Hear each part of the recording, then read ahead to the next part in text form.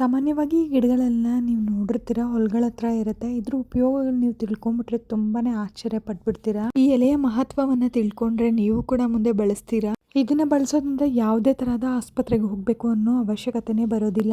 ಯಾರಿಗಾದ್ರೂ ಪೈಲ್ಸ್ ಆಗಿದ್ರೆ ಅಂದ್ರೆ ಮಲಬದ್ಧತೆ ಅಂತ ಹೇಳಿ ಕರೀತಾರೆ, ಮಲ ಸರಿಯಾಗಿ ಆಗೋದಿಲ್ಲ, ಹಾಗೆ ಬ್ಲಡ್ ಕೂಡ ಬರ್ತಿರುತ್ತೆ ಅಂತವ್ರು ಇದನ್ನ ತಗೊಂಡ್ರೆ ತುಂಬಾನೇ ಉಪಯೋಗ ಆಗುತ್ತೆ, ತುಂಬಾನೇ ಬೇಗ ನಿವಾರಣೆ ಆಗುತ್ತೆ. ಇದನ್ನ ತಗೊಳ್ಳೋದು ತುಂಬಾನೇ ಸಿಂಪಲ್. ಈ ಎಲೆಗಳು ಇರ್ತಾವಲ್ವಾ, ಇದನ್ನ ತಗೊಂಡು ನೀಟಾಗಿ ವಾಶ್ ಮಾಡ್ಕೊಂಡು ಇದನ್ನ ಮಿಕ್ಸಿ ಮಾಡ್ಕೋಬೇಕು, ಅಥವಾ ಕೈಯಲ್ಲೇ ಅರಿತೀವಂದ್ರೆ ಅರ್ಕೊಳ್ಳಿ, ಜ್ಯೂಸ್ ಮಾಡ್ಕೊಂಡು ಕುಡೀರಿ. ಆಮೇಲೆ ಇದ್ರ ಮ್ಯಾಜಿಕ್ ನೋಡಿ, ಒಂದೇ ತಿಂಗಳಲ್ಲಿ ನಿಮ್ಗೆ ನಿವಾರಣೆ ಆಗುತ್ತೆ.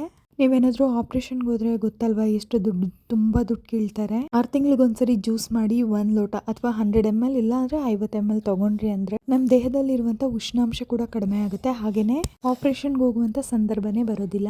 ಮತ್ತೆ ಇದರಲ್ಲಿ ಗಾಯವನ್ನ ವಾಸಿ ಮಾಡುವಂತ ಗುಣ ಇದೆ. ಇದನ್ನ ಹೇಗೆ ಮಾಡ್ಕೊಳ್ಳೋದು ಅಂತ ನೋಡೋದಾದ್ರೆ, ಇದರ ಎಲೆಗಳನ್ನ ತಗೊಂಡು ಒಣಗಿಸ್ಬಿಟ್ಟು ಹುರಿಬೇಕಾಗುತ್ತೆ. ಹುರಿದು ಪೌಡರ್ ಮಾಡ್ಕೊಂಡು ಕೊಬ್ಬರಿ ಎಣ್ಣೆನಲ್ಲಿ ತೇದ್ಬಿಟ್ಟು ಹಚ್ಕೋಬೇಕಾಗುತ್ತೆ. 3 ದಿನದಲ್ಲಿ ಸಿಪ್ಲೋಡಿನ್ ಏನ್ ಕೆಲಸನ ಮಾಡುತ್ತೆ, ಇದು ಕೂಡ ಅದೇ ರೀತಿಯಲ್ಲಿ ಗಾಯನ ವಾಸಿ ಮಾಡುತ್ತೆ. ಇದನ್ನ ಮುಟ್ಟಿದ್ರೆ ಮುನಿ ಅಂತ ಹೇಳಿ ಕೂಡ ಕರೀತಾರೆ. ಇದು ಸಾಮಾನ್ಯವಾಗಿ ಕೆರೆಗಳ ಹತ್ರ, ಹೊಲದ ಹತ್ರ ಬಿಟ್ಟಿರುತ್ತೆ. ನೋಡೋದಕ್ಕೆ ರಕ್ಷಣಾತ್ಮಕವಾಗಿ ಮುಳ್ಳನ್ನ ಹೊಂದಿರುತ್ತೆ. ಇದನ್ನ ದಿನ ಕುಡಿಬಾರ್ದು, ದಿನ ಕುಡಿದ್ರೆ ಶೀತ ಆಗುತ್ತೆ. 6 ತಿಂಗಳಿಗೆ ಒಂದ್ಸತಿ ಮಾತ್ರ ಇದನ್ನ ಕುಡಿಬೇಕು. 100 ಅಥವಾ 50 ml ಮಾತ್ರನೇ ತಗೋಬೇಕು. ಆಗ ನೀವು ಡಾಕ್ಟರ್ನ ಹೋಗಿ ಕನ್ಸಲ್ಟ್ ಮಾಡುವಂತ ಅವಶ್ಯಕತೆನೇ ಇರೋದಿಲ್ಲ. ಅಷ್ಟೊಂದೆಲ್ಲ ದುಡ್ಡು ಖರ್ಚು ಮಾಡಬೇಕು ಅನ್ನೋದೇ ಇರೋದಿಲ್ಲ.